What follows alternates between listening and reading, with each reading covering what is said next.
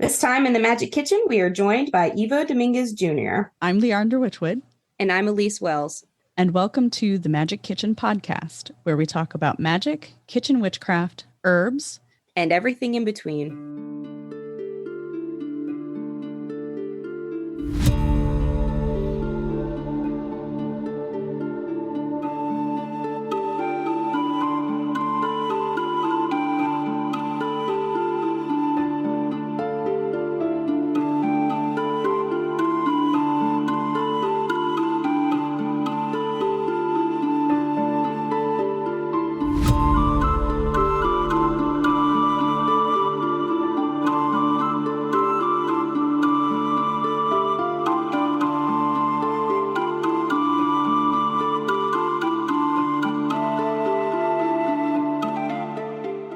The Magick Kitchen podcast is funded and supported by thewitchwoodteahouse.com, offering a variety of hand-blended loose leaf teas as well as loose herbs for all of your ritual, spell work, wellness, and everyday enjoyment needs. If you would like to support this podcast while sipping a great cup of tea, head over to thewitchwoodteahouse.com and find the magic that's in store for you. Okay. Hey, so what's going on, Elise? We're ending February. I feel like this has been a really long month. Yeah, I don't know. It's so different here in Greece because I keep seeing memes online like, oh, only 5 more weeks of cold, horrible weather. And I'm like, oh, it's spring here. It's not bad here, but I also really miss snow. So I feel like cheated of that, but also at this point I'm ready for the spring vibes. So yeah, and it's good. Like a lot of things are happening. So I am happy about that. That's good. Folks might have seen my next workshop is announced. It is March 23rd, Walking with Spirit Guides. And I don't talk about this too much because it's very personal. But I have had my spirit guide with me as my best friend. I thought she was my imaginary friend when I was a little kid. And as I grew up, she revealed more and more of herself and more of that dynamic and what she's here for. And, it's been a lifelong relationship. And I don't think enough people have that blessing. So this workshop is really to help people feel confident and trusting with their guide to allow them to come forward because they're there. Like, it's a cliche, but it's true that every single person, everybody, you listener, has a spirit guide. I promise Yes. you. I promise you. And they are with you and they're knocking at the glass, but you need to be ready to let them in. That's the biggest thing. And once you do, it changes your life. So this workshop is really, it's pretty personal. It's the most personal I've gotten. Even my last Spirit Guides workshop I did a year ago, it was a co-hosted workshop, and it was just a different energy. And I've sat with my Spirit Guide about this for almost a year, and it was like, how can we share what we do? How can we make this accessible? How can we make this not sound woo woo? Like it's real. It's second nature for me. So this workshop's going to be a culmination of a life's path. So I'm really like humbled to have something like this to share with everybody. That sounds awesome. Yeah. And there's still some early bird tickets left. So hop on it. Okay. And yeah. Awesome. Just to comment on the snow, I'm ready for spring. I'm done with the snow. We've had plenty out here. I'm done with it. I know. I saw that recently. You guys had like a surprise snow, and like that's a fun one to do magic with, though. Like, did you get to collect any? It is. I didn't, but I was out in it. Like today, Stacy and I walked in it and went into the woods, which was good. Awesome. I needed that. Yeah, it was just warm enough, but just cold enough where your nose still runs. But no, I love but it wasn't that bad. though. Like, and then you go inside and you feel yourself warm up slowly, and like your nose is the last thing to warm up, and it's just like this little kiss of like, I'll see you later from the cold weather. I don't know. I really romanticize No, that's snow. cool. I love that. Well, yeah. I don't know. We were out there for maybe an hour and a half, just cruising around, and then So I'm done with the snow though. Like I'm ready for spring. I'll send some your way. Our wildflowers. I know, please, like send some. Well, next week, we're supposed to have like 60-degree weather. So it's, spring is coming slowly and I'm ready for it. Like we didn't have the hard winter, so I really have nothing to complain about. It's just I'm done with snow. But yeah, in the Magick Kitchen, I have, not in the Magick Kitchen, the Witchwood Tea House, I have a bunch of stuff going on, but also with women's circles and stuff like that, I have those lining up. So if you're interested, if you have a space, like I'm interested in traveling a little bit, but like it's the vibration from the one I did at the Serpent's Key is continuing. So I am setting things up, trying to get in as many places as I can to offer these. So the circles that I offer, they're weird because they're not solely women's circles. They're kind of a workshop hybrid ritual. And that's fun for me. And I know a lot of people are like, what does that mean? Well, you have to experience it. But, we sit, we discuss knowledge, we discuss folklore, tell stories. We drink tea, and then we get into a ritual where we incorporate the knowledge. And it's a reflection of what I do already in the Rebel Mystic community with our monthly rituals, but in person, which I don't know, it's just so much more profound when you're face to face and sitting in a circle with other women and other people who are focused on the same task. But outside of that, outside of the events, I am working with mushrooms more and more. I have been researching them for the past year, like heavily, like I do my herbs. And now I'm starting to make tinctures with them. And I've been testing a blend that has lion's mane, reishi, turkey tail, and cordyceps. And just, I'm loving it. Like, this is a game changer. Why we have this limited knowledge on mushrooms, and it's only been a topic of serious investigation for maybe 60 years now, is beyond me. But they're so profound, and using them in with my herbs and spices and my tea blends and making tinctures of them, it's becoming this new thing for me that I'm so excited. I haven't launched any of it yet, but I do have the reishi on my website if you're interested in some of that. And I'm blown away. Yeah. I love working with these guys. So Elise and I just talked about plant allies and mushroom allies in the pantry in one of our bonus episodes. If you are a member, you can go check that out.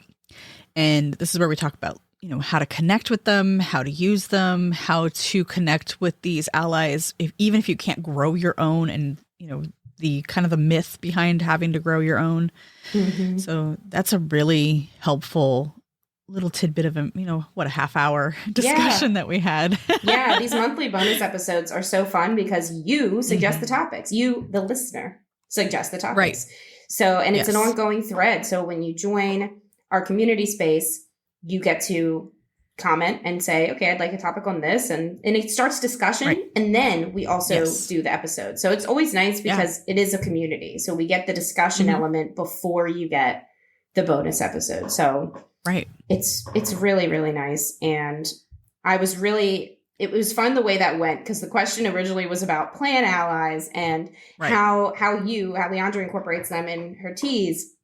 And then we were like, well, we got to talk about mushrooms and how they're not plants. So it's and how important they are. It's a huge topic. Yeah. I think we have an episode coming out on that in the coming months. Yeah, I think it's going to be, we could probably talk for hours on that, but we'll definitely do an episode on the idea of these plant allies and how we can better utilize them for our craft.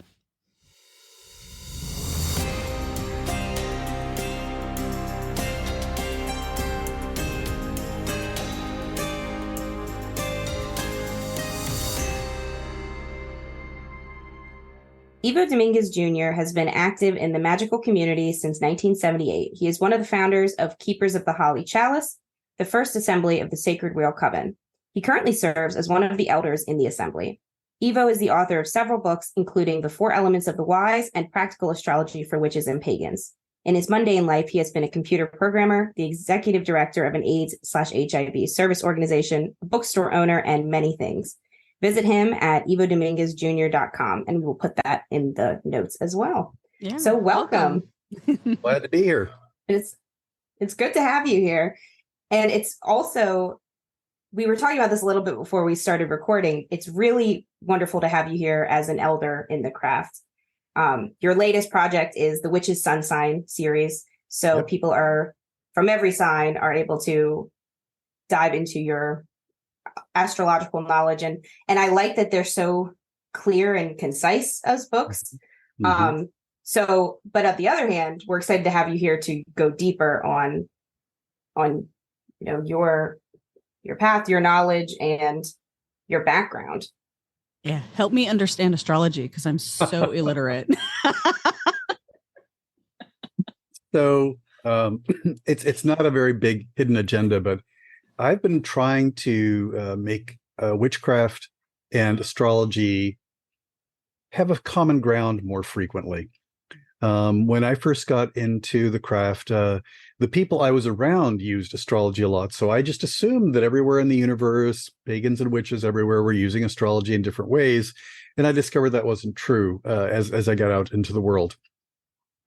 So it has always been kind of one of my goals to be like the science guy or the Carl Sagan or the Neil Tyson deGrasse of astrology for pagans, because honestly, there's a lot of useful material in it. And I compare it to math. Everybody needs just enough math for whatever it is that they need in their life. And it may be no more than their checking account, right? And I think that, but most of the people that are hardcore astrologers, I suppose I could be considered a hardcore astrologer, but I know that when I am not amongst astrologers, that I need to speak in an intelligible language called English. And one of the problems is that you have a lot of jargon and a lot of complicated terms and a whole expanse of possibilities that you don't need when you are just trying to figure out what the energy is going to be like during the ritual that you're about to do. Right. Or right. So my goal is to not water it down, but actually present the parts that are foundational. And I don't know, you've probably run into 3 trillion tables of correspondence over the year that compare an herb or a crystal or something to a planet or a sign, and you go, that's nice. Glad you brought that up, because that's something that I was, pondering on, because I love how they have this in the Witch's Sun Sign books. You've got a breakdown of, the herbs, but you also have the tarot cards associated, the suits associated. And then you also have it really in 2 places, because at the end of each book, Sandra Kynes has her correspondences. They're not always the same. And I think that's a good thing for people to recognize, is it's so not cut and dry. How about, I'll give you my quick dinner party story of how to convey this idea, and then I'll shut up so you can ask questions and stuff. So let's pretend we're at a big dinner party that, some big pagan name is hosting in their large palatial place. This is so much a fantasy. And I get to talking to people that I've never met before, and I run into you, and we have a chat about herbs, because I also love herbs. And maybe 10 minutes later, I'm talking to somebody about, I don't know, Qabala. Or maybe 5 minutes after that, I'm talking to somebody about astrology. And then I run into somebody and we get into a long, passionate talk about crystals and stones. Afterwards, if these people run into each other on the street, they're going to say, oh, no, he's totally an astrology guy. Oh, no, he's totally a crystals guy. So the thing is, different cultures, different paths, and different traditions are going to ask of that crystal, that herb, that thing, how can I use you? This is the way we do stuff. Here's the thing. Everything that exists in the physical world is a mixture of all the elements and a mixture also of all the planets and all the signs. So if you ask them the question of, can you help me with this? And they respond yes, that doesn't mean it's the totality of who they are. So, one of the reasons things have different, appearingly conflicting correlations and correspondences is because things can actually do more than one thing.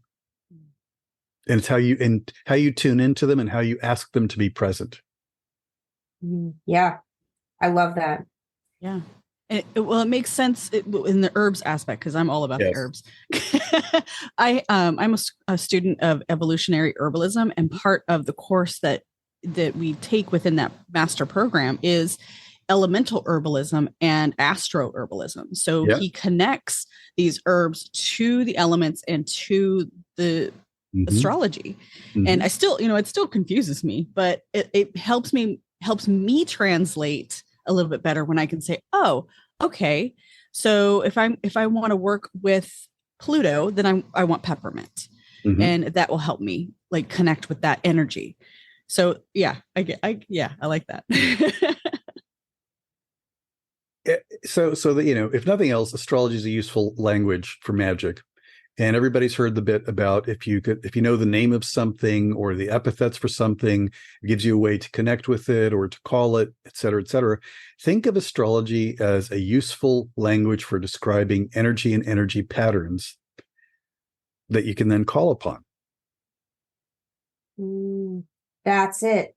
Because I read like way too fast. Like I love them. I read Gemini Witch, Cancer Witch, and Aries Witch, in addition to Taurus Witch this week. Oh my. And like I just dived in. Like I really, really enjoyed these books. And at first I was like, I might not, because I have no Gemini in my chart, for example. But that really didn't matter. We have all 12 signs. Just like we have all 4 elements within us, we have all 12 signs. It's just a matter of how much.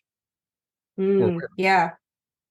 Well, and I kind of at this point have to acknowledge I must somewhere, because like you can see my little tabs in there. Like there was a lot that I resonated with. And I honestly picked it up thinking I'm going to learn why I have a hard time with Gemini sometimes, because I'm a Taurus. And I'm also a Pisces moon, but a Leo rising. So I'm pretty emotional, but also like I'm not afraid to just get things done. All right. So imagine you're a Gemini for a moment. So you're zipping around the world, collecting information, collecting experiences, and plotting them randomly on the vision board in your head, right? And then after you collect enough data, you take a step back and you look and you connect the dots and go, oh, it's a horse. So Geminis have to collect enough data points before they can come to a conclusion or a decision. And until then, and until they've collected enough information and actually the thing emerges and gels on its own, it's not there. Though I will say that all of us have all 12 signs in different degrees. If we didn't, then it would be impossible for humans to communicate with each other. You have to have just enough of each energy so that you can resonate enough to it. Yeah. And if it bothers you, there's probably useful material there. Yeah. Well, and shadow. Like, exactly. We talk a lot about shadow work and understanding the way the ego guides us in that. Like when we hit up against something and we, for some reason, feel very strongly about it one way or the other. That's something to lean into. Like, so that I enjoyed that about Gemini Witch. And then I also noticed, because I went through and looked at my friends list on Facebook and saw like whose birthdays were where, so that I kind of was like, okay, who is Cancers in my life? The sign with the least amount of friends were Cancer. And I was like, that's really interesting. What in Cancer do I somehow not attract? I don't know. It's hard to say, or it may be the reverse. It may be that there's something in your energy that is frightening to Cancers. I will say that the Cancer book, it was the hardest to round up the writers for it. That's funny. That is great. That is really great. Well, which makes it kind of makes sense, I want you to reveal things about yourself, in this book. So was Aries the most intense to write? Like they all responded the fastest when I said, "Are you interested in?" Yes. They also were the ones that tended to actually keep within the word count and not go over. Yeah, that makes sense. I'm double Pisces with an Aries ascending, so I get that. Like if I'm on board, you'll hear from me immediately. You're going to hear it. Yeah. Yeah, Aries was actually the one outside of Taurus that I felt the most drawn to. Like it just clicked, everything about it. I said, yep, yep, yep. Yeah. Like it just all made sense. I have the most highlights for sure. Yeah. In the Aries. Yeah. And I've been using Diatima's grounding practice like since I read it. It's super good. Oh, I love Diatima. I've known her for many years. She's awesome. I could kind of pick up on that connection. Like you're both elders in the craft. You're both so knowledgeable. And I felt like it came through really well in Aries Witch. Yeah. I will say that I mean, it's been quite an experience for me because over the course, by the time the whole thing is done, I have worked with over 100 writers in this project, which is, kind of in and of itself, it's been an experience just for me, the journey of putting together the 12 books. I mean, I'm the anchor author for each, and then the person of the sign is the secondary author to do lived experience, but I rounded up all the people. And wow. Yeah. That is extremely overwhelming. Just getting together guests for the podcast, I feel overwhelmed sometimes, like getting the emails, making sure I responded. And then I had this glitch going on with Gmail where it wasn't responding from my phone, even though I was pressing send. Right. So I found that out the hard way because I couldn't, I'm like waiting on responses. Then I'm like, wait, where is that send email? It's not there. Man. That was pre-Mercury retrograde as well. So and Mercury's going retrograde as we speak, or today, right? Yes. Yeah. Like 2 hours, I think. Yeah, and actually for the purpose of this recording, it's actually a good thing. Oh, please explain something good about Mercury retrograde. Okay. But here's the thing where being a witch helps, where being a magical person helps. So imagine that we've got a big piece of newsprint. Like say we're in front of a class, we're about to scribble on it with a marker, right? You know how that paper's so absorbent? Yeah. So if you're making a line and you're moving smoothly and quickly, it's a nice line. If you pause or come to a stop, the ink begins to well out from the point of the felt tip into the paper, and it just expands. Well, when Mercury goes retrograde, it's like the Mercury energy is seeping into the environment as it comes to a stop. So the actual day of Mercury retrograde, you've got to be careful with Mercury retrograde, yada, yada. But if you are a witch, you can summon and tap into Mercury energy more easily the day of the stations. Okay. Oh, that's fascinating. Is there something to the day before? Because I posted something about Mercury retrograde coming tomorrow, and a lot of people were upset yesterday. They had bad days. The people refer to it as the shadow. But let's think of it this way. I like to compare it to things that everybody's aware of. So let's pretend, and I'm actually a morning person, so I do see sunrise quite often. Your mileage may differ. So when is it officially dawn? I mean, scientifically and civil law will tell you this is when it's officially sunrise. Right.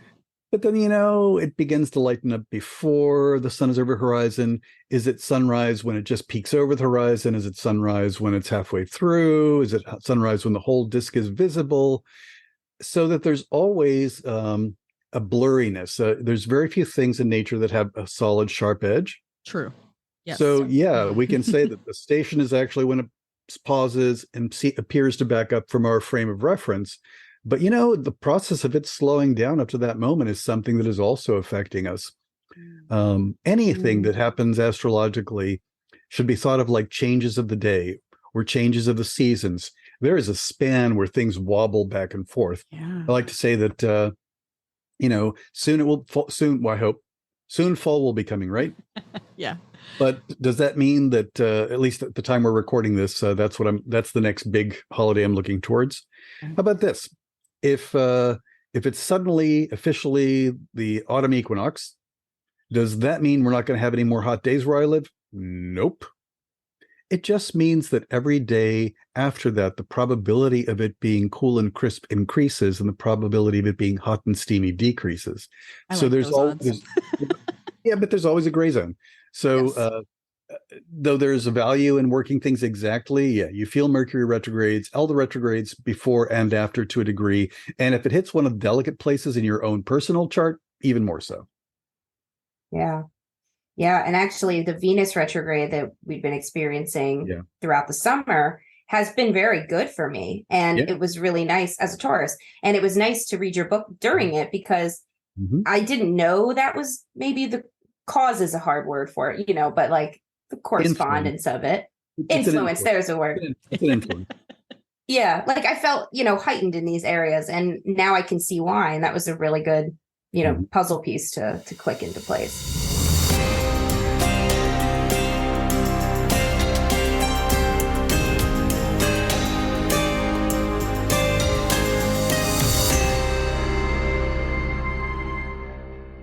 Hey there, witches. Did you know that there's an entire community out there dedicated to you and your journey? The Rebel Mystic community is a space where I offer my decades of knowledge and experience to witches just like you. I do this through live events, monthly mentoring, monthly rituals, a book club, and other resources like workbook pages and meditations. There is even a complete self-paced course library you can access. Check the link in the show notes to learn more about this community and how to become a member. Blessed be. So how have you seen, I have a question about your years of experience. Awesome. How have you seen astrology and its influence on the craft shift over the years? I'm actually going to say that this is true for almost everything. So when I got into it, and part of it is also geography where you live, but when I got into it, and by the way, I'm also from the same broad geographic region as Diotima. We're both in the Mid-Atlantic states. So it was like we had overlapping communities. So it was a thing. The astrology was something that was kind of like in the thing expected. If you're going to be a witch, you're going to pick up X amount of herbalism, X amount of witch stone for what, yada, yada. And you were also going to pick up X amount of astrology. So, and then it began to fade. And then nobody, it seemed, was studying astrology. And then it came back into fashion to a degree, and then it receded. And honestly, the same is true with when I first got into witchcraft, people were all about spells. And then, no, we are all about self-development and spiritual evolution and communing with nature, and we rarely do spells.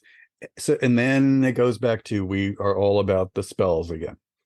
I mean, honestly, now some things are different. Like I remember pagan gatherings and conferences and camp out events before the advent of drumming.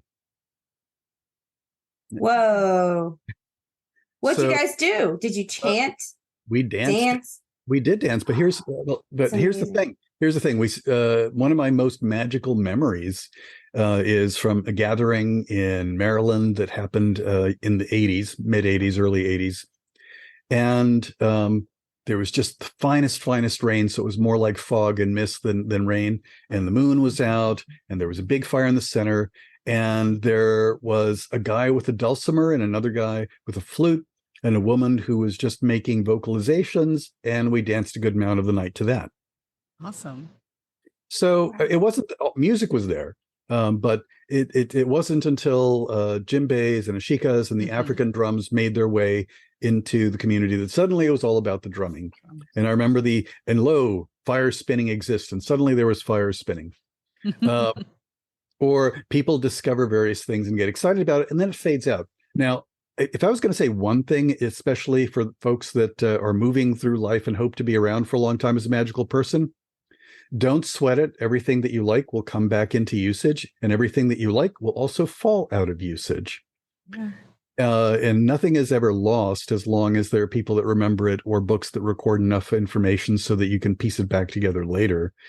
But I will say that the biggest change I've seen over time, and that's been slow and steady but real, is that when I got involved, the majority of people were members of covens, lodges, groves, or groups. And now the overwhelming, I'm going to say over 90% of people are solo practitioners or loosely affiliated with other groups, or perhaps something like a networking group or something to that effect. And that has both had, there's both good and bad about that. But that's been an ongoing trend. And I've got theories about why that happened. But I don't know if that We answered talk it. about that too. Yeah, Yeah, we do no, talk that about was a like lot. I have more questions, but in the best way because Okay.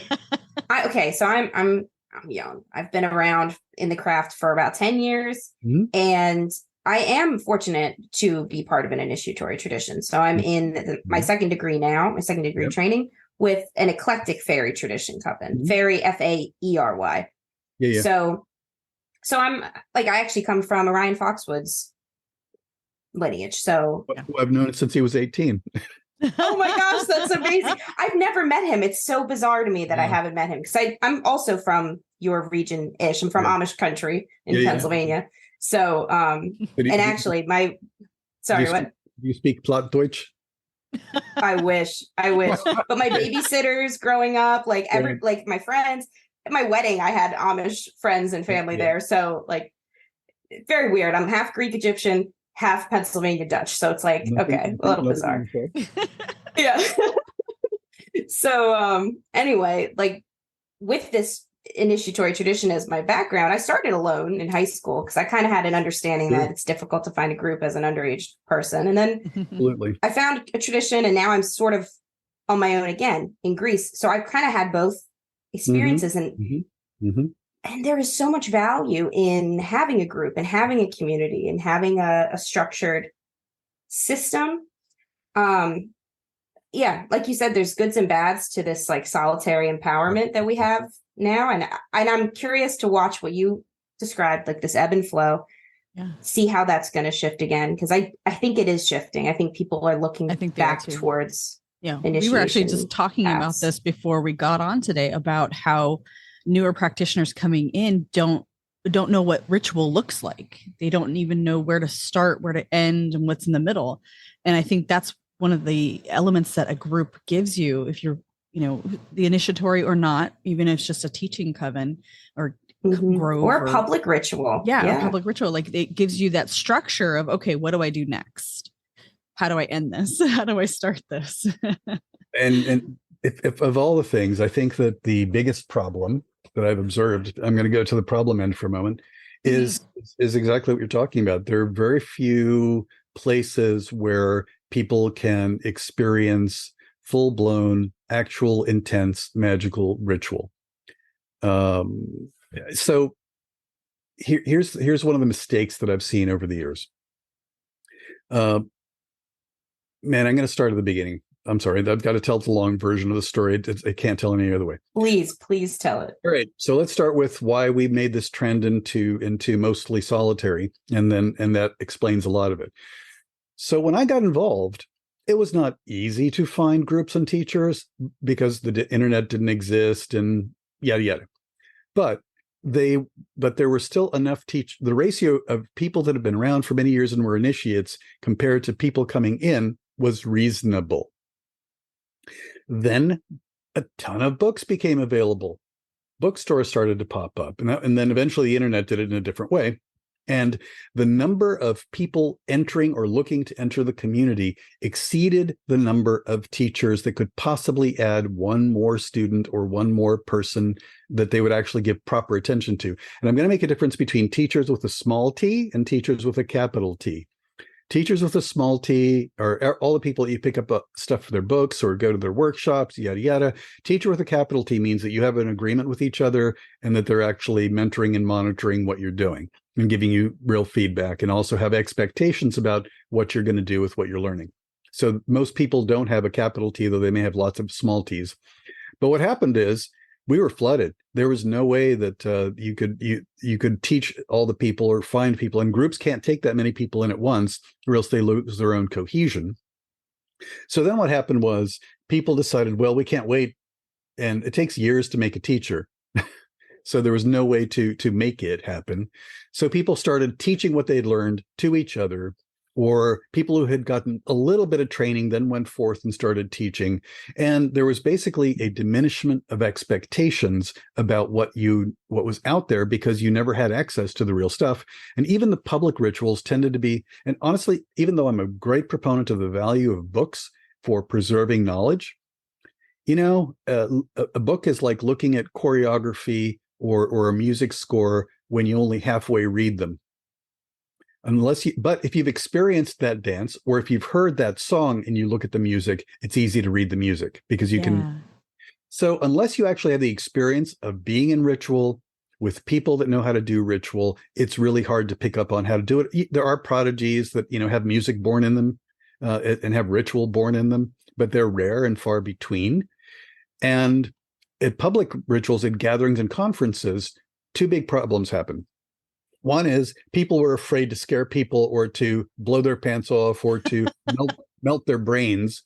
So that there was the tendency to make rituals that were basically not rituals, but public ceremony. Yeah. And you have to keep their attention too. So, going into really deep stuff, you lose the majority of your group. Yeah.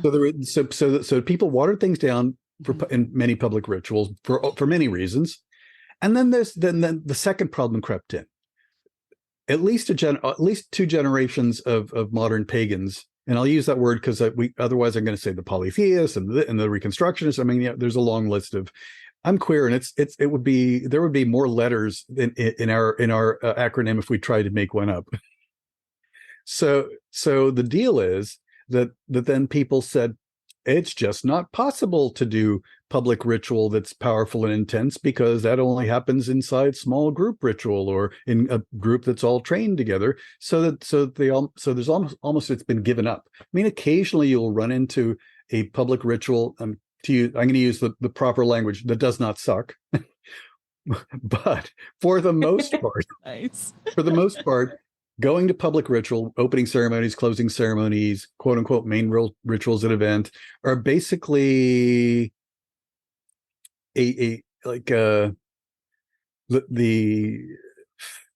fast food Chinese at the airport instead of proper Chinese food.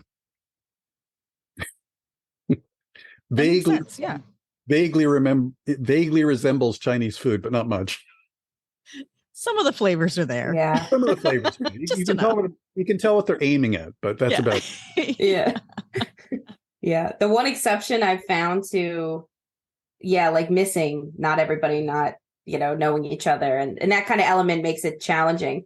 The one exception I had was a in bulk ritual with reclaiming in Baltimore. Yeah. It was awesome. It was huge. There was maybe, this was pre-COVID. I hope they've recovered their numbers since then, but maybe 80 to 90 people were there. Yeah. Reclaiming are awesome. Really. Yeah. And we were in a Quaker meeting hall, which had amazing energy. And that was like that helps. The best. Yeah. It's not that you can't do it. And I will say that for reclaiming, ritual is one of the core reasons for their existence. I mean, for them, if you're not creating an ecstatic experience, you're not doing anything. Though when you said big, I thought it was going to be big. 110 people is our normal public Yule ceremony at our house. Awesome. Wow. That's big. That's amazing. The largest ritual that I was one of the ritualists for, it was a ritual for about 700 people. Wow. I'm moving to Delaware. The ritual was not held in Delaware, but no. Okay, never mind. but no, it is possible to do ritual for 2 people and ritual for hundreds of people and have it be meaningful and powerful. Yeah. But you have to first take the step of saying, if I am not providing a potentially transformative experience as a public ritual, then why am I doing it? That's a really good point. I actually held my first public ritual online by necessity to try to quell. Sorry? Had to be online. Yeah. We did online rituals for a couple of years. Yeah, exactly. We learned how to do it, but it's a little different. It is. So the purpose was wildfires in Greece, trying to appeal to the fire elements to bring it down a notch and stop proliferating them. And it went really well. I was actually impressed with the turnout. But at the same time, and this is like Zoom. So like I was amazed because I've heard people who've led rituals on Zoom explain this, but I really could feel them contributing the energy. I could feel who was contributing that energy. Some of them were people I knew very well. Some were complete strangers, but I could still tell who was doing what.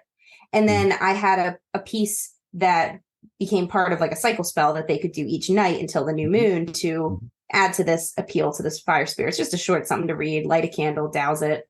And I could feel when people stopped doing it. It was absolutely incredible. And I think that's something we don't talk enough about ritual. We're like a maypole. I was going to say a tether, but that's way witchier, right? We're like a maypole. Like we have this bit of energy that we're sending out and it stays connected to us, and we can clear it and we can do what we want with it later, but we did create it, and it's so powerful. I'm going to say that, the online ritual experience was something that COVID forced on us. Yeah. And though I was very cranky about it because I really missed in-person ritual, we learned, we coped, and we are still occasionally doing some online rituals for people that are, unable to attend. Yeah. So, I think it ultimately was a good learning experience. And it sounds like you also had an experience of how to sense energy in a different way. Yeah. And I do tarot readings online since maybe the past couple months as well. That was another thing I didn't want to do. Like I don't know, like I've been a Luddite. This is not my first life, like I was born a Luddite. I don't know what my last life was like that I'm like this. Yeah. Like I refuse to get a cell phone. Like it's been a long road of these things, and I'm 28 years old. I don't know. But it's interesting. Yeah, because it's interesting. There's 20 years between us, and I'm more eager to get online and do things with technology than she is. I'm like, ooh, we can do that online. Let's do it. Yeah. I mean, I do it all, but reluctantly. But anyway, now less so, because I do understand the internet more now as like a magical conduit than I saw it as before. And like with all things in life, like it can become a distraction, it can become a toxic part of us, it can be a drain on our time, but it also can be a tool that we can use to connect. And like for that ritual, for example, we had 7 countries represented. We had people from New Zealand and Australia, people from the States, many people in Greece in different parts. And Greece has this is a total side note, but it's very unacceptable to be a witch here. Like that's not a word you would use. And even Reiki healers have issues. Like it's crazy, the vitriol that gets thrown at people as we're just doing anything in the alternative realm. It gets roped in with like anti-Christian actions here. So I was really happy to see so many Greeks able to participate in something, whereas I know if it had been in person, they couldn't or wouldn't have. Yeah. So yeah, it definitely has its time and place. And it's interesting how that might evolve going back to our conversation on big T teachers. How can we facilitate that online? How can we be the best guide for people more than just a little T teacher who, we host a workshop, they come, they learn, but how can that be deeper?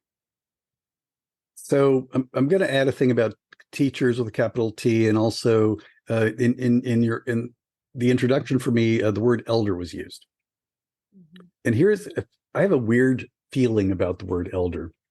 So in some ways, I only think of myself as an elder to the people in my specific tradition and the 14 covens that are part of it. And in one sense, I think that the only way you can be an elder is if you are an elder to an identifiable collection of people or a spiritual community. But we also use the word elder, and this is going to say capital E, lower e. We also use the word elder just for anybody who has been around for a good chunk of time and has accrued knowledge. And we also use the word elder for people that are simply high up in their years or in their length of time on the planet. So in the pagan, witchy, sorcerer, polytheist, fill in all the other words community, we also have, and the internet made a difference with this, confused or conflated celebrities with elders. Oh yeah. People or people that, for example, there are people that have written many excellent books that I aim people at and tell my students to read, etc. But they have never run covens, groves, lodges, schools, and so on, so that is not part of their bag of tricks or their life experience. So that though they may be an excellent resource in the same way that you can point at professors at a college and say they are excellent in their research or excellent in their teaching of their material, but you wouldn't want them to be your advisor for your dissertation. Right. Because they're not good at doing the people thing or how to get the best out of people that way. So I think that we, honestly, I have two people that I think of as the big teachers in my life with a capital T. One of them is Dolores Ashcroft-Nowitzki. She's still alive. The other is Shakma Windrum, Anna Branch, who has passed on. Dolores has written lots of books. Shakma really didn't. I mean, she has like 2 or 3 little things that were published, but basically the only people who ever bought a copy were her students. So we're talking, and the thing is that nobody has ever heard of Shakma in a real way, because maybe that'll change in time, because she wasn't an author. And currently, the way that people claim the attention of the community is either by being an author or a content creator online or something of that nature. When I got into it, the way you knew somebody was worthy of approaching as a teacher or thought of them as an elder is because of their connections to community and their years of service in terms of who they taught or what they organized and so on. So we had different criteria as to what constituted somebody who's a worthy person to approach for that purpose. And I got to tell you, not everybody wants to work with human beings in a way that that would provide that capital T kind of teacher.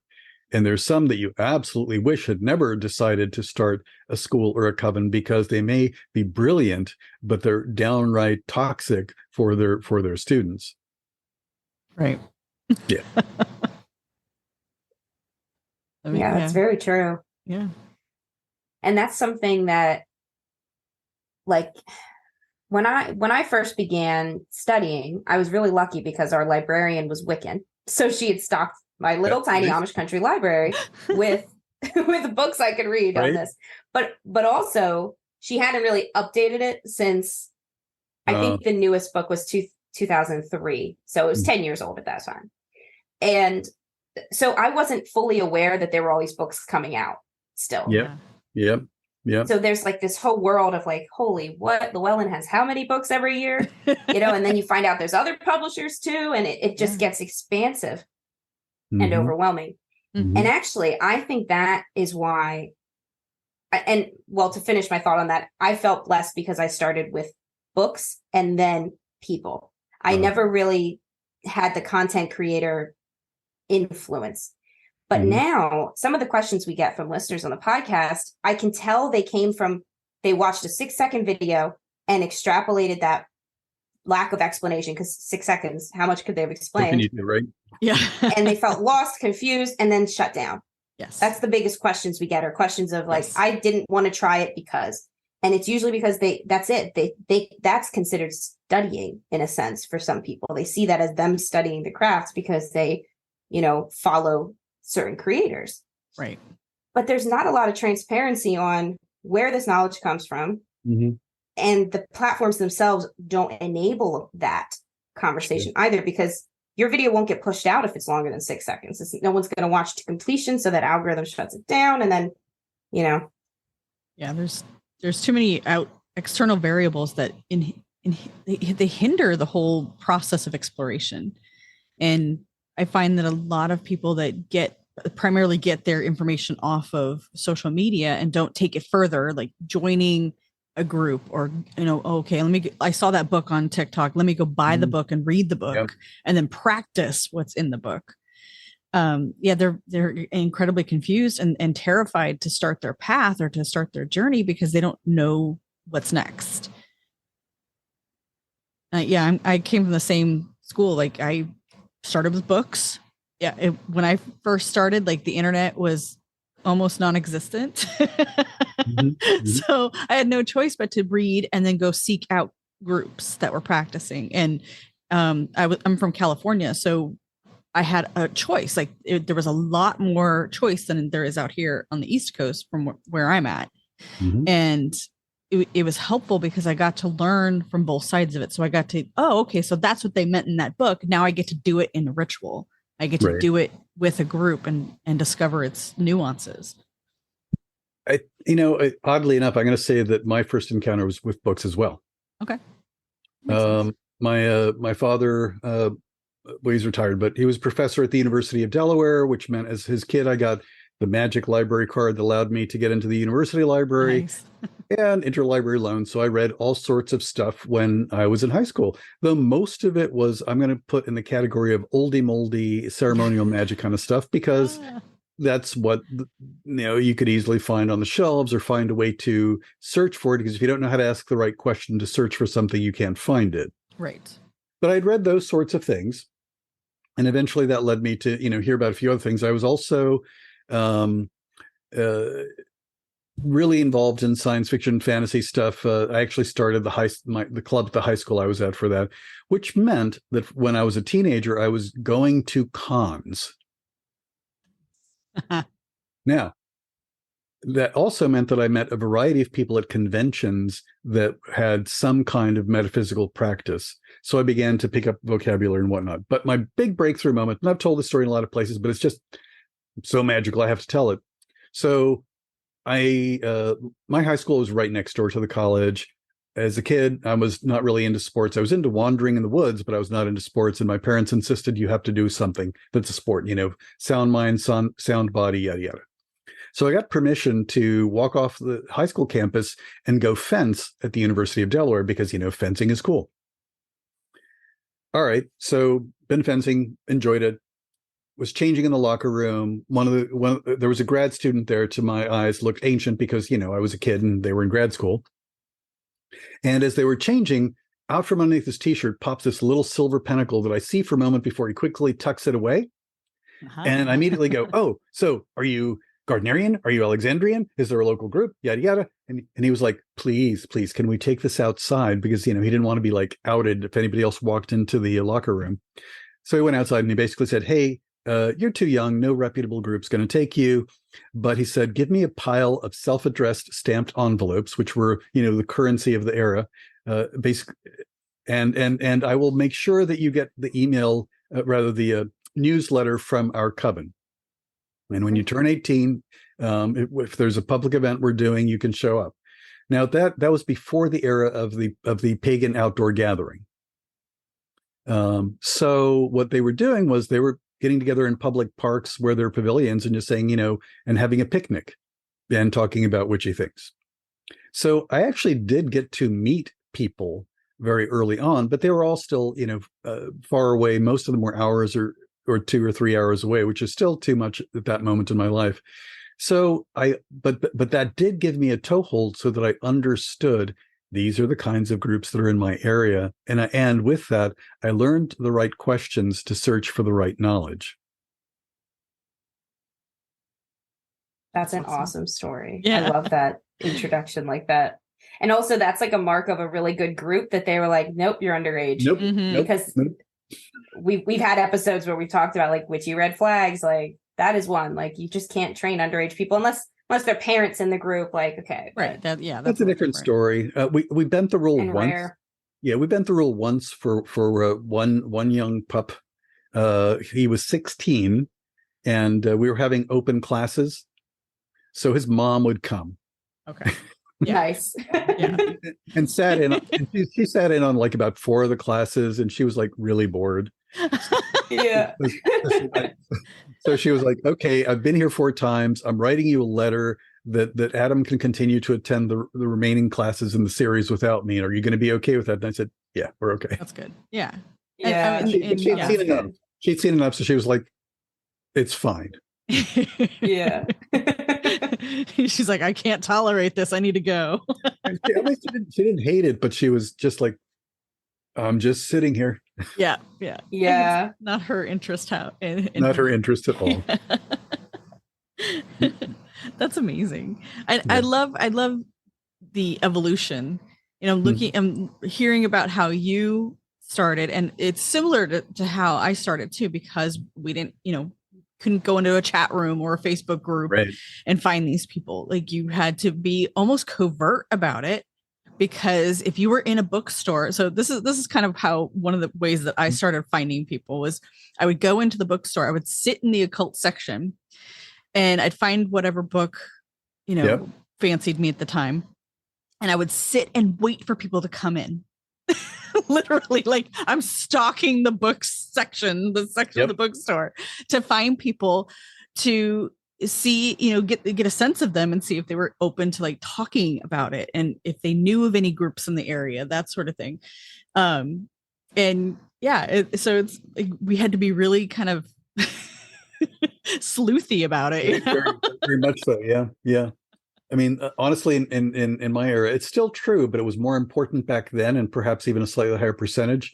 The other places that you could find people that were magically inclined was, of course, the Ren fairs. Ren fair. I knew you were going to say that. That is actually it's true. How I found my coven is through the Ren fair. And actually, it's not that kind of organization now, but at the Society for Creative Anachronism, the SCA was founded by pagans. Okay, yeah. Actually, one of the primary founders for SCA was Diana Paxson. Oh, wow. Okay. You probably encountered her books somewhere.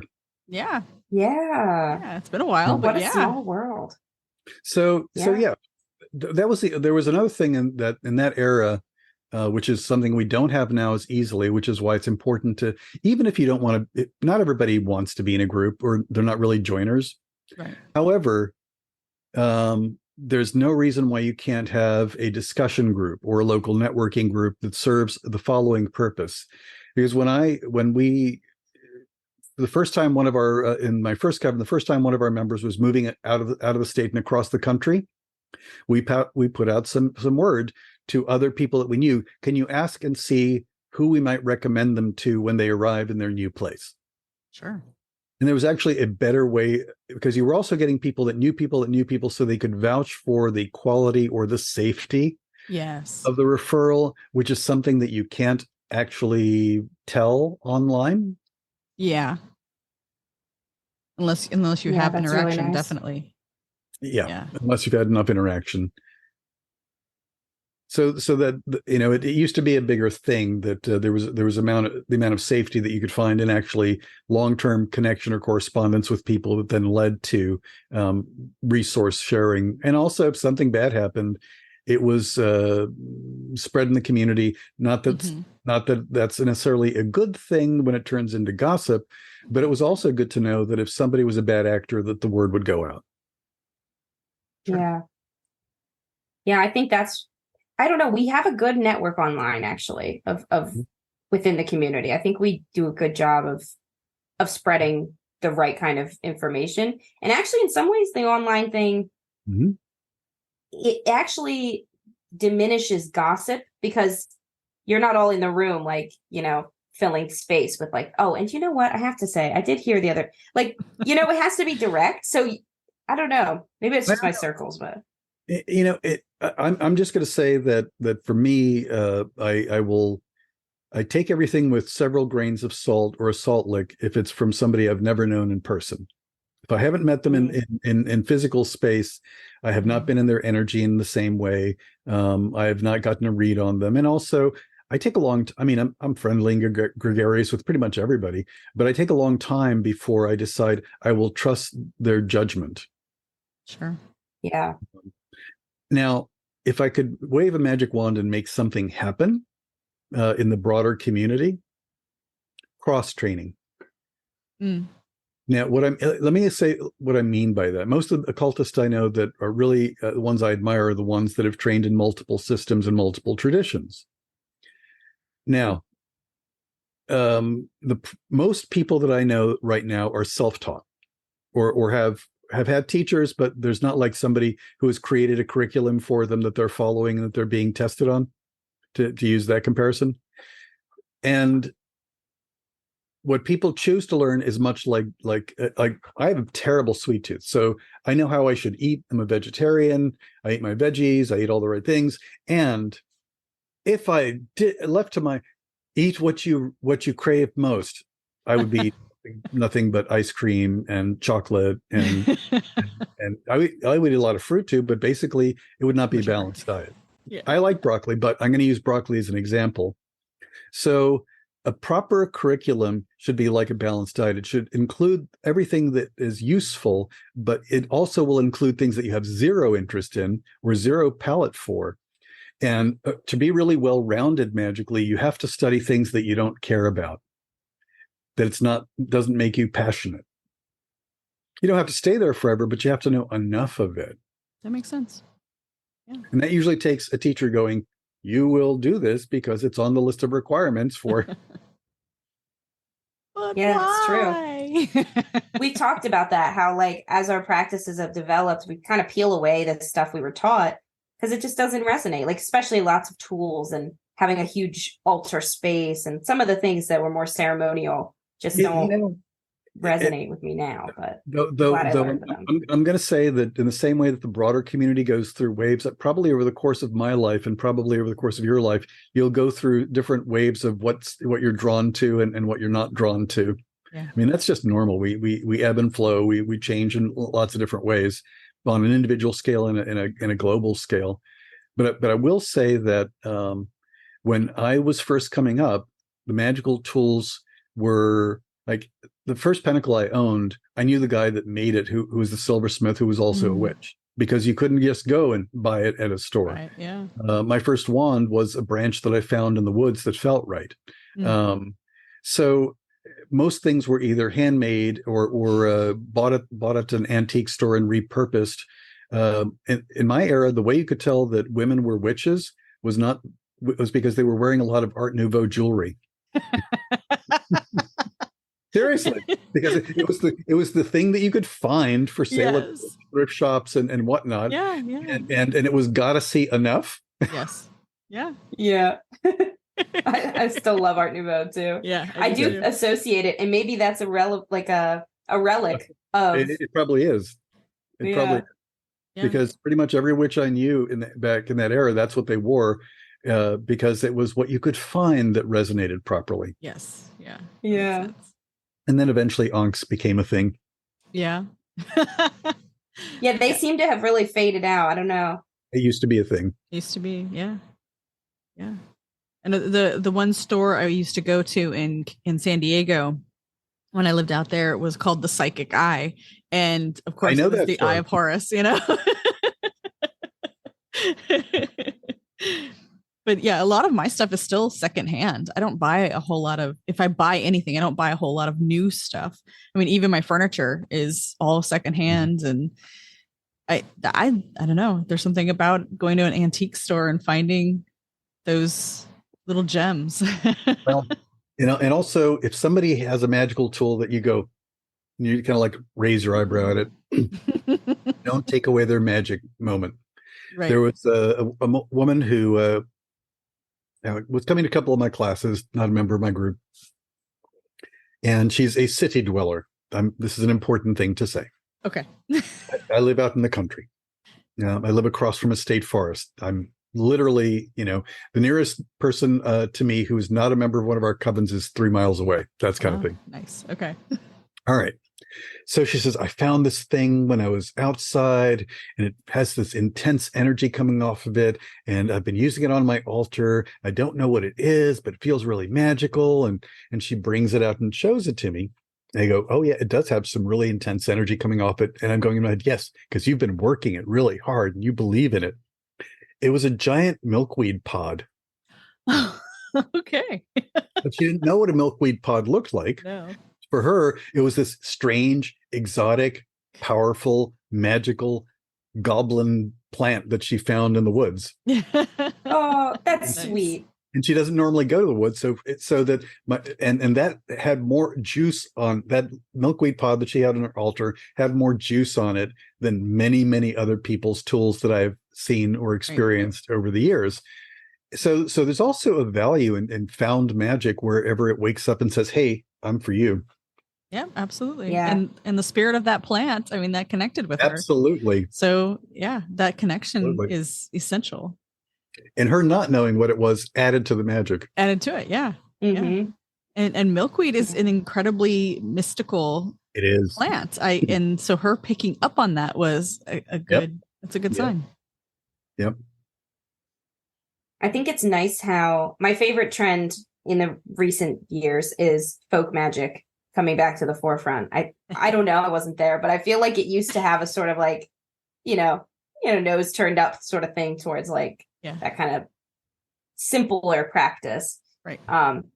So I've really enjoyed that. And the basis for my practice now is working with land spirits and just nature, just straight to the source. Like when I meet a new herb, it's because I came across it, and I'll spend time with it before I hit the Google or use a plant app to figure out exactly what it is. I won't eat it or anything either, but I'll meditate with it, get to know it that way.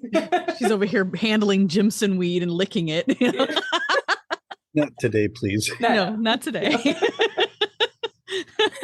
Though that's a weird thing. I mean, though I say that's another example of something that comes in and out, because like there was this was obviously pre-COVID, because our house was filled with people from that were there for a ritual that we were doing, an audience with the ancestors ritual that we do every Samhain or close to Samhain. And there was this young guy, I'm going to guess somewhere in their mid-20s, that was there. And he was very much into the folk magic / what's currently called traditional witchcraft. And he noticed leaning against the wall by my altar a stang. And he was kind of shocked. There's a stang there. It's like, are you involved in, yada, yada, yada. And do you do this? And he listed authors he's read and stuff he has. And I said, so I've had that stang since the 80s.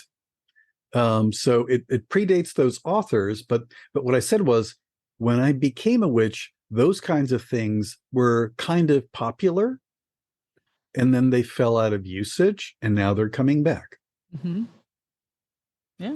And how much focus is put on gods and goddesses versus nature spirits also waxes and wanes over time. The only thing I think is different and permanently different, and this is back, I'm circling back to astrology on this one. So we're slowly but surely entering the age of Aquarius. Yes. And remember I said earlier how when we make a transition from one thing to another, it's a blurry area in between. Yeah. Ages are long periods of time, so that the gray zone where we're in the dawn or dusk part of it lasts for decades. So when we cross over officially is decades away in terms of being fully present. That's the only thing that's present. But in the age of Pisces, Pisces wants everything to be united and connected. We are one. Yeah. The age of Aquarius is, nah, I want everything to be unique and separate and different, and everything being its own strand and absolutely unique and separate. So it's like going, I'll use Billboard magazine because it's my favorite thing. Billboard magazine, for folks that don't know what that is the magazine and online web presence that is about keeping track of which songs are popular. Originally, fully in the age of Pisces, there was one list for the top hits. And then it was like 5 genres, and then it was 20 genres, and now it's over 80 genres.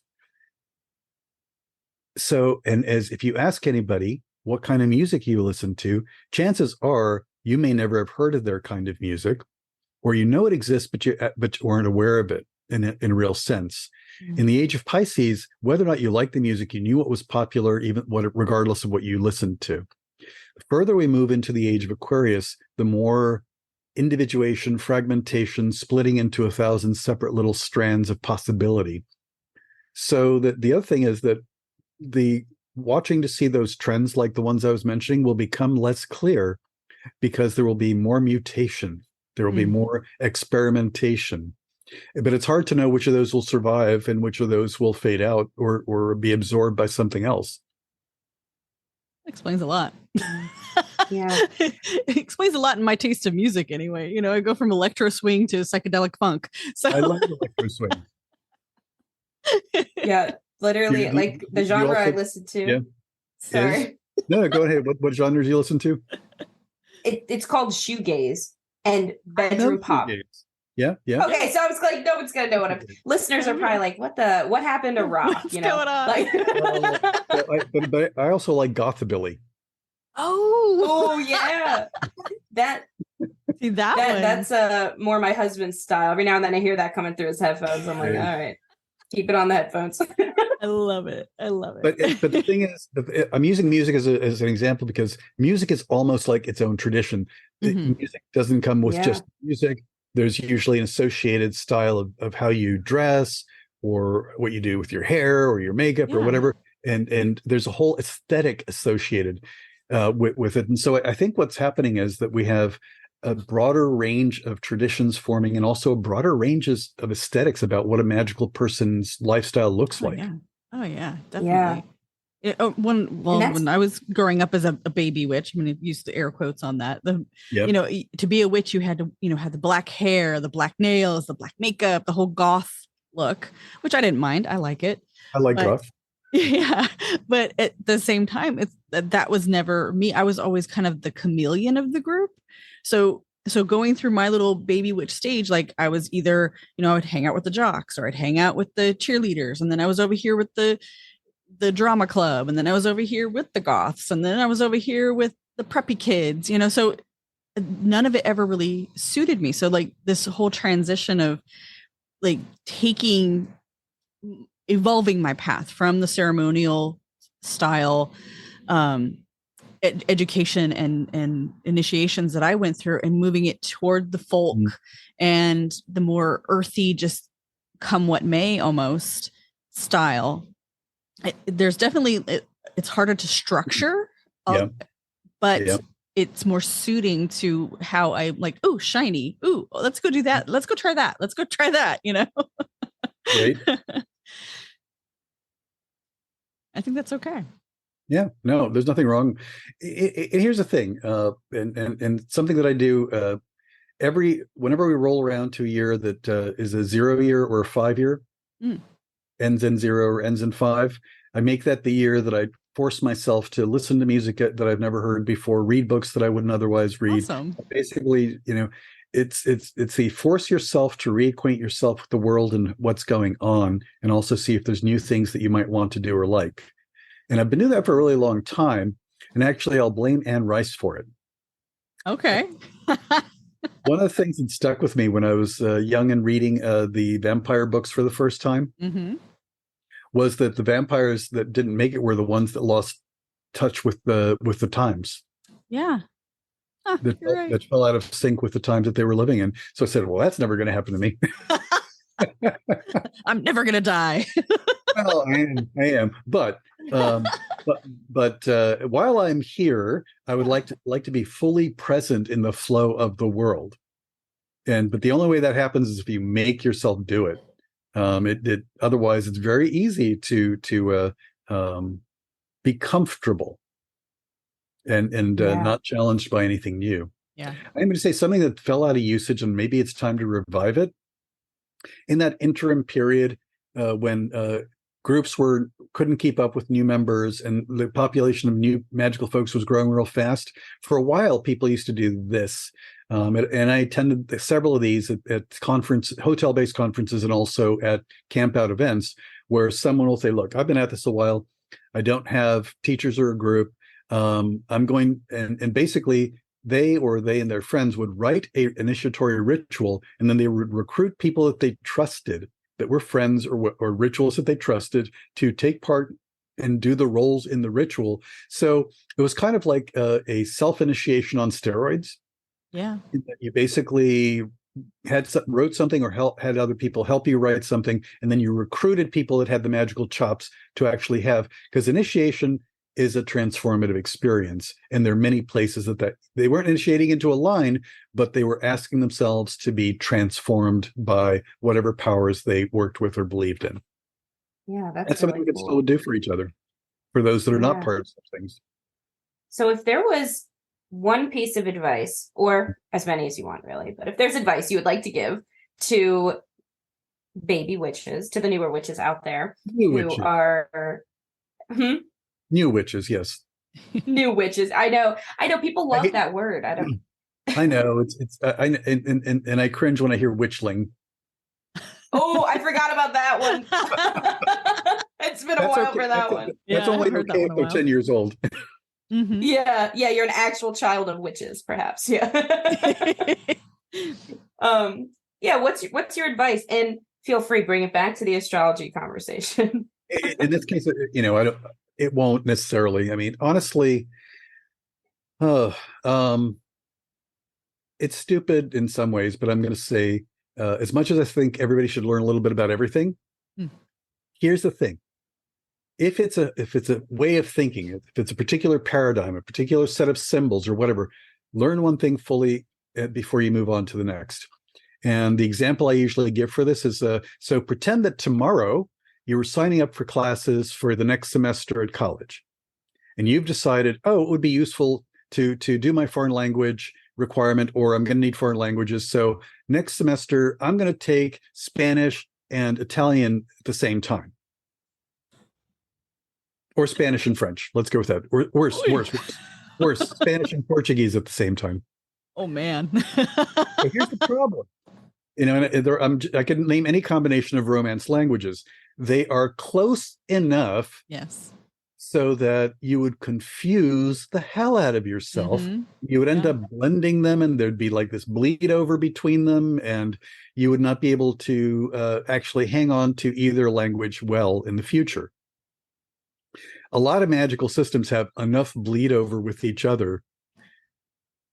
So with enough bleed, a lot of magical systems have enough bleed over with each other that what you need to do is fully understand and fully incorporate into your knowledge or into your gut, this is the way that works, before adding something that is its cousin.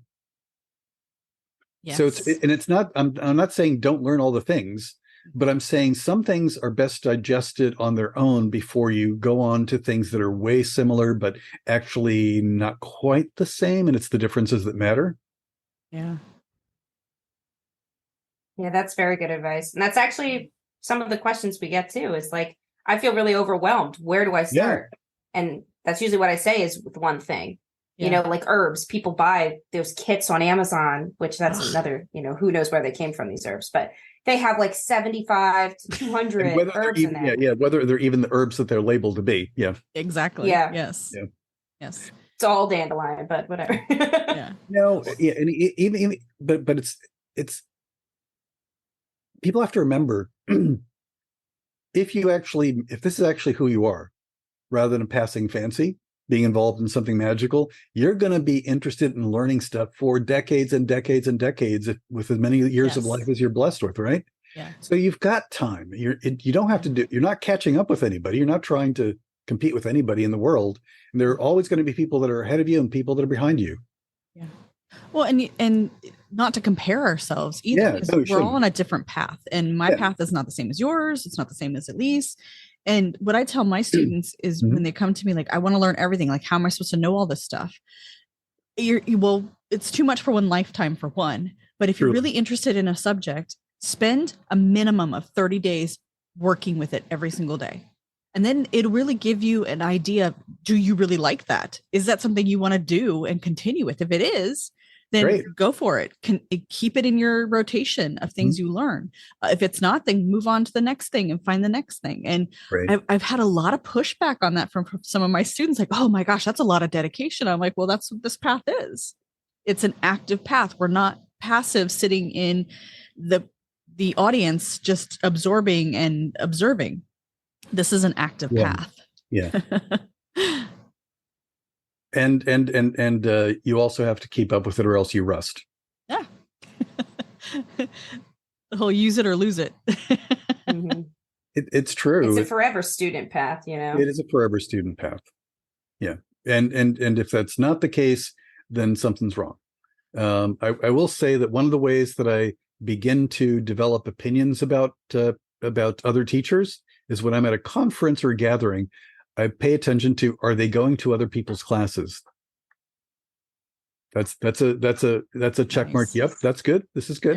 Yeah. And if they're not doing that, then I say, okay, there are other ways to do this. Are they sitting around the lobby having long, complicated conversations with other people about magic? Okay, they're still learning in a different way. But the point is, I look for evidence that the person is still an active learner, or whether they've begun to fossilize. Yeah, I like that. Yeah, I'm going to start good. keeping that Yeah. in mind when I go Yeah. to conferences and stuff like that, because I hate small talk. It bores the crap out of me. I want to talk about the deep stuff. I want Yeah. to find the people who are willing to dig in and really get, some. And where else are you going to find them? Right.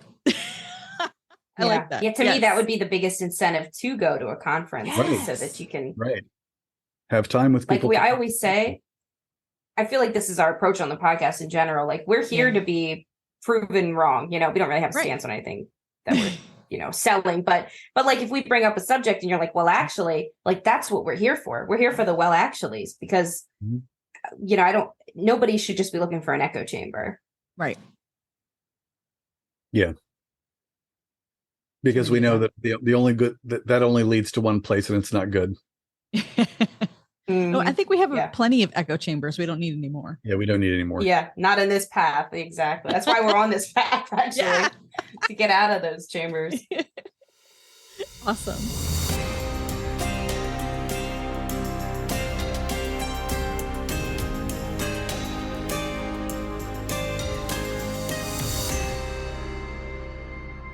You may have noticed that here at the Magick Kitchen podcast, we don't have sponsored ads. That's because this is a fully listener-supported show. We do what we do for you, dear listener, and when you join my magical living community on Patreon, you're supporting all the time and energy that goes into setting up podcast interviews, writing articles and rituals, my paranormal mystery novel, and all that I do. And in exchange, you're getting over 10 exclusive journal prompts, rituals, witch tip videos, meditations, and more each month. If you love this podcast, consider joining my magical space. I can't wait to meet you and be an even bigger part of your magical journey.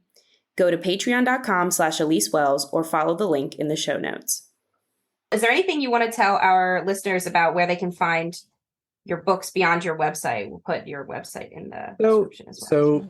So I'm going to encourage, ivodomingusjr.com is easy to find, but I'm going to encourage you to, if you have a local bookstore, please buy your books at the local bookstore. I know you can get a little bit cheaper online, but having a real world outpost for magical people in your community matters more. So buy at your local stores if you can.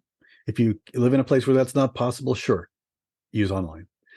And the other thing is, look me up. I'm going to be teaching at a lot of conferences. So if you see me at a conference, go for it. I love conversations. And I really am easy to sit down and just talk about anything. And if you read my books, I want you to know that in my mind, they are one giant book.